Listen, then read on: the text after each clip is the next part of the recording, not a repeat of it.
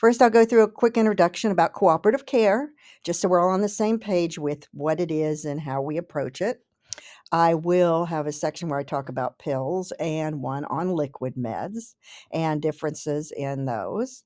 Um, and I will have 6 lessons that you can follow through during the week. Okay. And then at the end, I'll wrap up with some considerations, some things to think about as you're moving forward with your work in teaching your dog to cooperate with taking their medicine. Cooperative care is training and conditioning that helps our dogs become comfortable with the procedures necessary to maintain their physical health. So, when I think of cooperative care, I typically think of any sort of veterinary care and any sort of grooming. So, this may be something that's done by us, it may be something that's done by another professional, but it's something that's necessary for the dog's well being.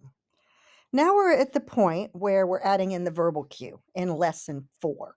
I haven't said anything to my dog up to this point. I'm just giving them something, they're taking it. Okay.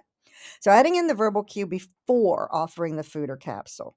And the cue is information now. It tells my dog what's going to happen next. It tells my dog, I'm giving you this thing that I want you to swallow. Okay. So it's an early warning rather than just putting the thing in their mouth. Take your pill. It's not telling him really to do anything. It's telling him I'm going to put a pill in his mouth. And I'm going to do the same thing with a capsule. Take your pill.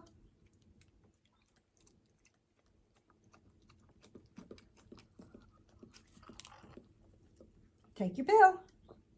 Another capsule. So he's just swallowing those down. Compounded medications are the same medication that's being given or suggested, but it can be developed in a different form or in a different flavor or both.